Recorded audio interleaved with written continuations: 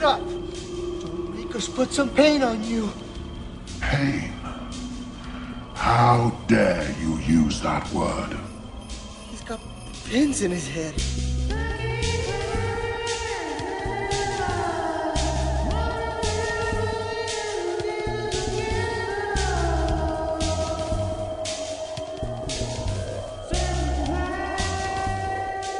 Welcome to Second Class Cinema, the show where we watch a B movie and immediately discuss. I'm Tom. I'm here with Brittany, Eric, and Fallon. Hello. Welcome back. Hello. I'm so sorry. Not every episode can begin apologizing to me.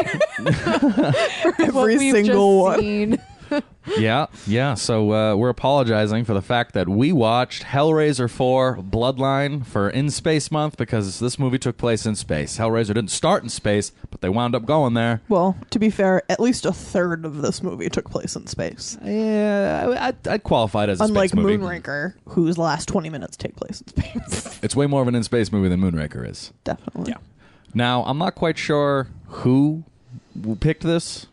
It may have been me. Okay. Anybody's It guess. may have been me. I was, tasked with thinking of a space movie, and the ones I could think of, Jason X and Leprechaun, were of course on the list already. Yeah. Of course. So I was pointed in the direction of this movie, which I won't say who because we can't just keep casting the blame. Cast the first stone. Well, I also know that Owen from Bad Movie Sunday was like, you gotta watch this movie. And I was like, all right, yeah, it's on the list, man. And so now here we are. Woof, So, Owen. thanks. Woof. What's it about? Well, I wrote down this key quote in the beginning that I think summarizes it. So, Oh, beautiful. As Brittany said, it's an anthology ish, takes place all through time and space, and it begins in outer space in the year 2127 with a man whose mission is hell is what I'm going to catch, and I'm going to burn it away in a blaze of light. Truly I'm profound. glad you caught that one snippet of... The rest of this movie is about this man who is the descendant of the man who made the puzzle box, and apparently how this whole family has just compulsively felt the need to make this box, Yeah. but yet they don't want to be making it. It's like they're doing it, but they want to stop it. This is Yeah. as far as I got. There's And- resistance. Yeah, so the first guy created the original puzzle box, saw what horrors it held, and then had the idea to create another puzzle box to basically undo the first one. Yeah, it was like an opposite box. But then, all his descendants, hence Bloodline, get, foiled every time they try to create it. Exactly. Yeah. So that's where the movie begins with, this latest descendant in outer space who thinks that he finally has figured out how to unleash hell and then break hell.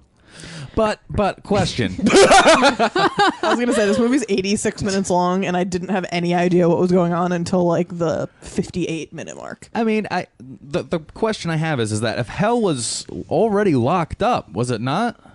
Yes, this is my Yeah. question. Yeah. Why did he... So what Tom's talking about is the fact that things are pretty peaceful in outer space until this mischievous man decides to unlock things just to lock them up again. What am I missing? I don't understand. So this guy, when he unleashes hell in 2127, he uses a little robot and he wears these remote gloves, and he's it's basically like a bomb diffusing thing. And it's in, this super locked down compartment of the spaceship. And he uses this technology to open up the box, which then releases hell, which I just don't know why he decided to do that. And then he got pissed at everyone for stopping him. I don't get it. Yeah, he went through to all these measures to make sure that he could unleash what was in the box, but not have it, escape the room it was in. Yeah. I mean, I guess... And then the one black guy in the movie ruined that for everybody. I mean, I guess it's like if you have someone prisoner, but you just want to kill them, so you let them out of the cage so you can throw them a middle finger, and then you murder them. Yeah, that classic experience. And then you throw your hands up and you go, oh, but he tried to kill me first. Self-defense.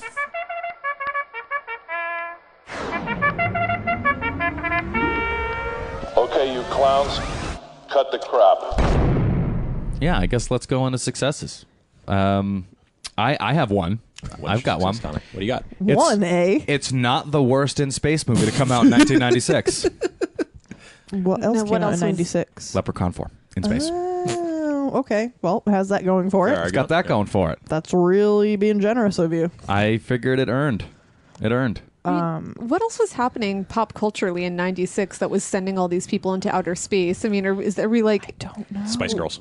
Like, We need to get off this planet. Scream happened, and that kind of like kickstarted the like whole serial killer horror thing again. But No. like, I don't know how that happened, and then movies like this started happening. When did Phantom Menace come out? 97? Yeah, 97. Yeah. No. So maybe they knew it was in the What wake about movies like Event Horizon and like Sphere? That's true. When were the? I think Yeah. I feel like Sphere was in '97. Event Horizon is terrifying. Event Horizon's actually good, but What about like Stargate? yeah, I think like- that was an 80s thing. Sphere didn't come out until after this. James Spader is James Spacer. Stargate. I had that the effects were good, but then about 3/4 of the way through, I just wrote meh. Yeah. You know, Underneath it. you know what? One of the few notes I wrote down is that all of these special effects in this movie were just reminded me of candy. Like everything was like melted Red Hots and like swirling strawberry daiquiri taffy. That's real weird. very rubbery. Yeah, the practical effects were, I think, probably what I liked the most too. It's kind of what you like from a Clive Barker movie. Yeah. One of the first things that you see after the initial space scene is it jumps back into the 18th century, and there's this Victorian sacrificial scene, and the way that broad is chained up and killed. Pretty good. It's Yeah. like, but it's also very heavy drama and kind of silly in a Clive Barker way, but I enjoyed it. Yeah. Yeah. Yeah. I think that's the part where I thought this movie might have had promise. Yes. All the Cenobites looked good, except for the dog. Oh man. But even then, I guess it looked good, but I don't know if it was the mannerisms or... Yeah, the puppeteering behind that thing made it all silly. Yeah, it was real silly. They showed too much. Yeah. Should have been hidden in shadows like the alien, you know. At least they had the good sense, too, when they used a CG version of the Hellhound thing. They only showed, like, brief glimpses of it. Like, it would be running down a hallway, and it would show, like, a snap of it, and then it would, like, cut They to knew something their else. limitations. Yeah. I was like, I respect you for knowing that you couldn't pull that off. Yeah, most movies from 1996 would be like, looks great! Blade, brought to you by Wesley Snipes. Print it. That's a wrap. What I really wish would happen, and I just want them to make a full blown comedy Hellraiser where they drop him in like I don't know, like Manhattan. spring break, You know, and they just make this wacky movie. Be careful what you wish for. Well, he's already got the Surf Club. Exactly what prompts that. They made Hellworld, which was, like, the online one, right? Yeah, which was better than this. Yeah, it was, sadly. There were a couple of moments where Pinhead was veering, and I mean, I know that there's always elements of comedy to him, but like definitely like veering into unintentional. One of the sections in this movie takes place in the 90s, and Pinhead, in order to try to get this guy, the descendant, to make the puzzle box, he resorts to kidnapping the guy's child, which seemed like really below Pinhead. Why is Pinhead like kidnapping children? And Yeah. then Truly to the most really 90s crime. to really drive the message home that he was gonna like intimidate this guy, they cut to a butcher knife in a picture of himself. Like, do you know what I'm talking about? There's the magazine on the wall. So Pinhead Stabbed. kidnaps this child and then Yes. stabs a And then butcher there knife was on the wall of the blood, like- picture. yeah. And it just seems so single white female. Like Pinhead is not He's a real picking up a catty knife. bitch. In this Yeah, yes. well, maybe he's just getting with the times, and he's like, all right, well, if I kill this kid, then this guy has nothing left to lose, and then, like, he's definitely not going to help me out. Just, like, the layout of this movie was very baffling to me. Well, now what do you I know mean? we're Like, still in positives. I honestly only had that the effects were good, which I was a real half-hearted tribute for me. when you say layout, are you meaning like the physical layout or like the story layout? The story layout. Okay. I felt like, for me, it was super unclear what they were actually trying to accomplish for a while. Like, when it was the 17th century part, they kind of presented we'll make another box to undo everything. But then it went through a lot of stuff, I feel, before that was even mentioned again. Okay. I don't know. It was just not hard to follow, but it just seemed like it was like meandering without a point for a long time. Yeah, they lingered on the 1996 family of this bloodline a little too long, because then I forgot about the rest of the movie. So did and I. then when that part of the Right. movie climaxed, I was like, oh shit, we're done. Nope. Oh, no, we had like another 25 minutes. And the 1996 plotline was that this man was an architect who had built a building in the vision of the puzzle box, or just some decorations in the building. Yeah, there was like In the- a room in the building. yeah, it like was like a wing of a like science the in fair. our Yeah, like installment, the walls were the like, puzzle box. Yeah, and he was trying to do something with light. Didn't really quite understand. So it's like, why couldn't this family just cut the crap? Why were they still making this thing? I don't understand why nobody destroyed it.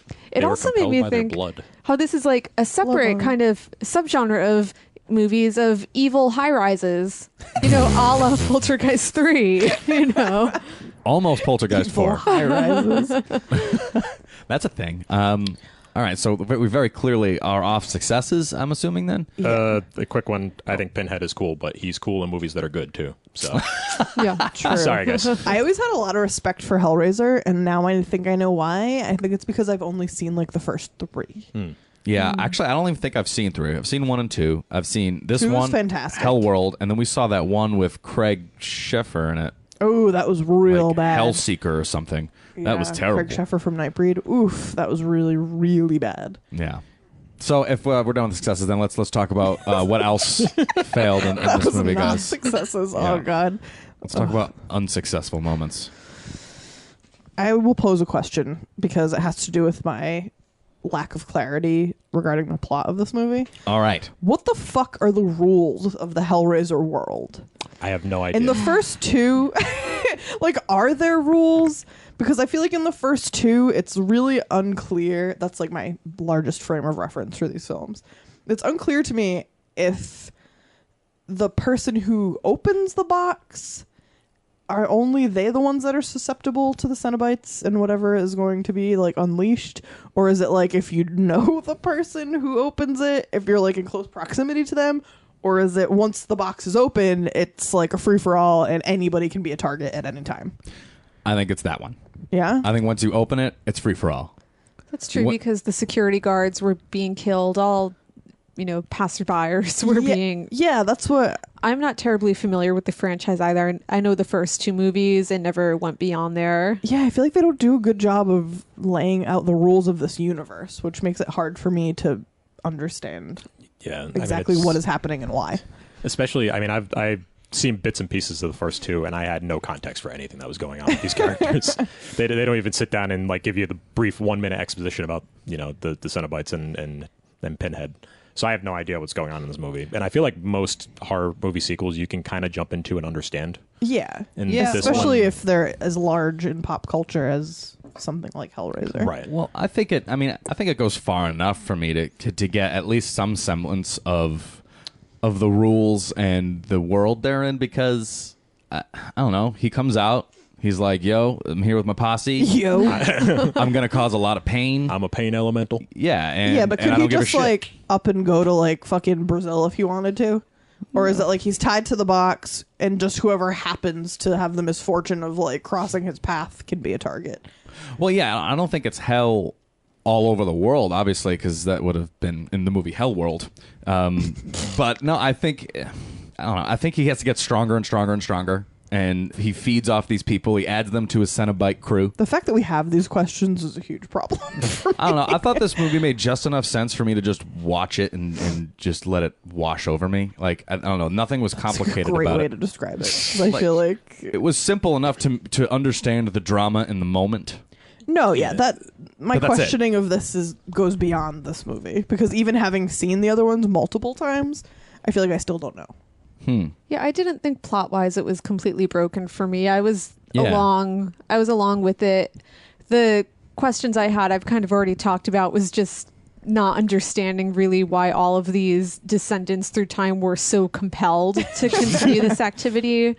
Especially, something that I do like the idea that the movie tried to address, where did the puzzle box come from? I think that was a pretty good premise to start a sequel off of. Yeah.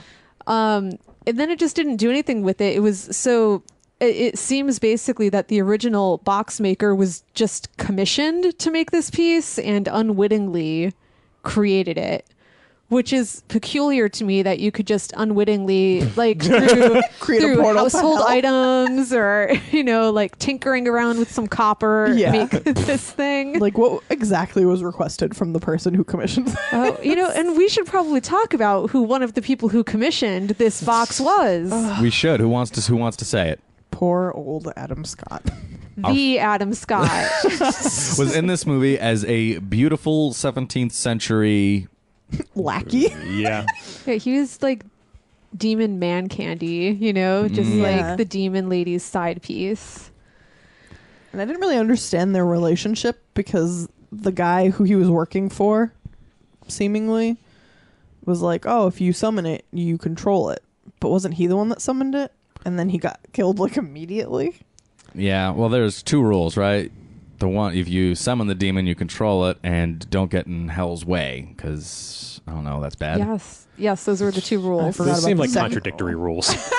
Well, exactly. Who's in charge here?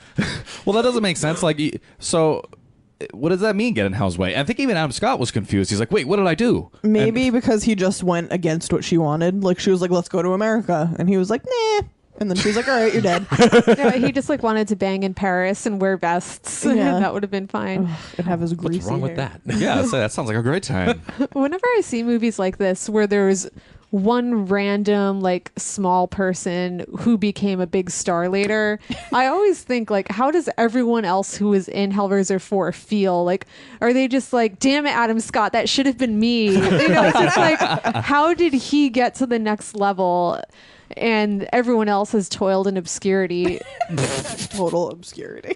So then I was looking at Adam Scott's IMDb, and he really was like eating shit for like pretty much until Step Brothers. Wow. Yeah, you would be surprised how has 101 movie credits to his name. Oh, so he was toiling away. Yeah, it's obscurity. actually almost a hopeful story, I think. Well, oh man, that's... Frankly, this movie didn't have enough Adam Scott for my tastes. Do you think he uses Hellraiser in his reel when he's jobs? Yeah, his 2016 acting reels. I highly doubt it. He's probably like, please. I bet he goes on like Amazon and buys every copy he can find, hoping that it'll just fade into nothing. Unfortunately for him, we watch this on Netflix, so it's out there to stream for the world. It's true. Even he couldn't save this for me, unfortunately. Yeah, I wish he could. I thought he was gonna, but he did not. I wish I had more to say about this movie. Me too. I think this was the final nail in my decision of movies should not go to space. Don't take your franchise to space. We did discover an interesting theme amongst our space movies. This is a little too deep for me, and this is a conspiracy. This is great. All right, so let's get this. So this is Hellraiser IV, Bloodline, and they went to space. The movie Leprechaun 4 in space. This was the fourth installment of that franchise. Moonraker was the fourth Roger Moore James Bond movie. And Jason X, we all know, is the 10th Jason. They go to space in there. But guess what, guys? That's Kane Hodder's fourth movie as Jason. That's real weird. And all these movies were directed by the Freemasons. The Illuminati is real. Yes. Oh, and Critters 4. Critters 4 went to space. I was actually just trying to... I was like, was it Critters 3 or Critters 4? I don't know. I think it's 4. I think it is 4. You know, you did just mention the director. If we're to believe the credits, directed by Alan Smithy. Yeah, I love that guy. Someone was embarrassed. Well, and so who was the director of this movie? The actual director. The actual director is named Kevin... Well, it's either Yeager or Yagher. I'm definitely thinking Yagher. He had only had one other credit before this. It will make sense when I tell you. He directed 2 episodes of Tales from the Crypt, which kind of explains the set dressing and general feel of this movie. That makes a lot of sense. And he went on to have a very successful career as a makeup artist, which is funny considering the continuity errors and horrible bald cap application. The bald cap was the worst part of this movie. Who's bald cap and why was it so bad? Who's the main character? Merchant? Yes, I the don't- family of merchants. Yes. Bloodline. Merchant Bloodline. So when we first see him, he's wearing a bald cap that I'm pretty sure was just glued down and never had makeup applied over it. So you could like see the coif of his hair underneath. And then in the 1996 bit, he has long flowing hair. He's got the 90s guy hair, yeah. And then back in space, he has the bald cap again for a bit, but then like he just has a buzz cut. But then he has a bald cap again, and then he has a buzz cut. I didn't think you could do the samurai cop thing with no hair. His hair was growing at an alarming rate. I mean, it's just very interesting to me. The bald cap is so bad, considering what an amazing job Kevin Yeager did in Face Off, turning Nicolas Cage into John Travolta. Oh shit! Face Off makeup artist. Like, That is oh. where Kevin You could went do off that? to be. That was very I was quickly very after this. Yes, and very convincing. Yes, of course. Oh my god, when he took his Very face convincing. off, Yeah. that was the best part. Mind blown. Yeah, that was all interesting facts. Oh god, but yeah, like at one point his hair was just like a close buzz, and then the next. Still on the podcast. I'm sorry, I can't get over the fact that someone's hair grew half an inch in 20 minutes. Yeah, I don't know. They must have been shooting the other parts of this movie. Didn't want him to cut his hair. I don't know what was The going dangers on. of deep space travel. Yeah, that'll happen out there, I guess. Any other failures or questions or statements or anything? Eric, you look like you need to say something. I wish I had like actual failures to write down.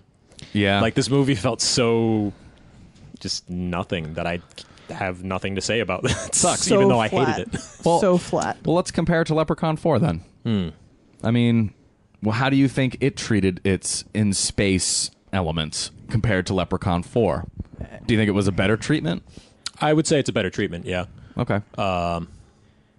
That's not really saying much. No. Well, I know that was my initial statement there. Neither Though- of those movies needed to be in space. I felt like this at least had the smarts to say, you know what, we're not going to spend the entire movie in space. Even though they probably should have, but Definitely should have. if they did, it probably would have been even worse. Yeah. Honestly, I think my biggest problem with this movie is that, and probably for budgetary reasons, most of it takes place in the 90s segment, as Yeah. opposed to the more interesting 1700 and future segments. I mean, if I want to watch people be with Hellraiser in the 90s, I'll watch another Hellraiser movie. They've done that premise plenty of times. Yeah, exactly. What if Hellraiser took place in the 90s, guys? I lived through the 90s. I don't need to see it again. I just keep coming back to like what was happening in 1996 to put these movies like into the lexicon. Was it just like a time of like excess and like people just living life? Let's see what's happens if we put people in outer space. Fuck you! Get all this money. I don't know. Like world's gonna blow up in 3 years. I just imagine Send 'em to you the like moon. I just imagine you dropping like off the face of the earth, and then we see you in like 6 months in your house, and you have like posters of like space movies from the 90s. There's like What? strings, Yeah. like Just Russell Crowe in A Beautiful Mind. and a beautiful mind this bitch and bust it wide open. No, that's a valid question. I would also like to know. Because seemingly the 90s were just a time of like making movies about the 70s and movies like Reality Bites where Gen Xers were like, life sucks. Like that's all I think of when I think of the early 90s. Any sort of failures or anything else before we move on to favorite parts, if that's a thing for this Favorite one? parts? Question mark. You know what this movie did to me? That made me forget we had a favorite parts segment until I just thought of it. I've got a favorite part. Hey, I oh my have god! a favorite part. Going back to the effects bin, I guess there was a pretty sweet transformation of these two security guards who happened to encounter Pinhead, and Pinhead melded them together, basically just smashed their twin bodies into each other until they became one fused head. Yeah. And it was pretty visually impressive. And then they could even detach later. Which I hated. And then suctioned a third body in there? Like what? Because it got too like computer graphic-y when they separated. It Yes. was better later. It was better earlier when they just were like Play-Doh melding into each other. Yeah. Like, like what taffy. was that? It was like a drill bit that like grabbed both of their skin and like twisted it into like one twist of skin. I don't quite understand the mechanics behind what happened. I just kind of liked the outcome, and I was ready to just go, great. But then, Great, that's over with. and then they hang out together for the next 200 years. Yeah, we're like, Him he's and still these- hanging out with these schlubs? Like, you couldn't find anyone better. Those are the only Cenobites you need for the rest of your life. That's it. No chatterbox. Dorky or Owen Wilson twins. and then they go and they rip them apart and they do some sort of thing. Do and I they then hate get it. a third? Are they going like human centipede? Is that what's happening? Or are they just gonna? That's what I was wondering. This- Like, they didn't show them after, right? It's No. so strange. It's like the way these twins killed. They separated, like Tom said, and it was super lame. And then they would just ice cream sandwich someone to kill them. Yeah. They build up this big, like, separation of them and then don't show you what they do to their victim. Like, do they just eat Hug him? Yeah, and then he vanishes? Or, like, does he become attached to them as, like, a third appendage? I feel like this movie cut away from right before anytime something got like real cool. Like anytime something could have been like gross or extra cool, they just like would go to someone's boots with blood on it. Why? Why? Yeah. Especially in the space segment. Like, I feel like most of the kills in that segment were just boring. Yeah. We got nothing out of them, which it should have been the most visually interesting part because you can do anything in Easy. space. They're and shooting future. Hellraiser with orange lasers. Like you think something cool would happen. No, just bloody boots. All around. 21, 27, you'd think that the token black guy in the movie would be in it for more than But nope, he blows it all. In fairness, he did get the coolest death. Yeah. In that we actually got to see it. They ripped his skin off. Unfortunate. Because everybody's the same underneath. If there's anything that Hellraiser has taught me, It's political. it's real deep. All right, so that's it for favorite parts then? Is that I it? literally had none. Except for, Okay, so you had one. it's really reaching. Really reaching. Leatherface. Yep, wish I was watching that movie. Pinhead had an inexplicable leather glove that was only on his pinky and thumb. Like, he just wants to look extra rad while he's giving a hang 10 sign, and I thought that was pretty funny. Yeah. I feel like we should go watch a different movie and record an episode that doesn't suck. Probably the guest. Definitely not the guest. No, definitely not you. It Oh, was definitely this movie. yeah. All right, so We're going to Doll Man Demonic Toys this thing. we could have, but no. But the unfortunate part is that we said we'd watch it, and now that means we had to. We're bound by Space Month rules. Exactly. So now we've got to do it. So now we've got to rate it. So let's rate it then. Yeah, I'm gonna go with Yeah, fuck I'm going to have you. to give it an unfortunate fuck off. Oh my god, my fucking father. Fuck you. Fuck you. Fuck you. Who wants to start? And do we all have the same rating? I'm conflicted. My rating is more like a heavy sigh. Fucking yeah. No, that makes a lot of sense. I would ask you why, but we've talked about it the whole time. But I could still ask you why. So why? It didn't inspire rage because I tend to agree with you. I understood enough what was going on. It wasn't totally hacky. Its biggest crime was it was just put emphasis on the wrong parts, which made it kind of boring. So it didn't like inspire rage to be like, fuck this movie. It's the cardinal sin. Yeah. Don't It be was boring. nothing. Yeah. Yeah, I feel like this movie is completely forgettable. Yeah. Probably the most forgettable, because at least the other Hellraiser we hated, we actually felt stuff for. Yeah. Like this, I felt like I did a lot of like shrug off laughs, like like I was doing that a lot. I was laughing to myself quite a bit. I'm gonna give this See, I think that is a heavy rating. sigh. Yeah, it's a heavy sigh rating. that was a, I will go, you know what? I'll second that emotion. Fucking all right. I think I'll agree. Can I agree too?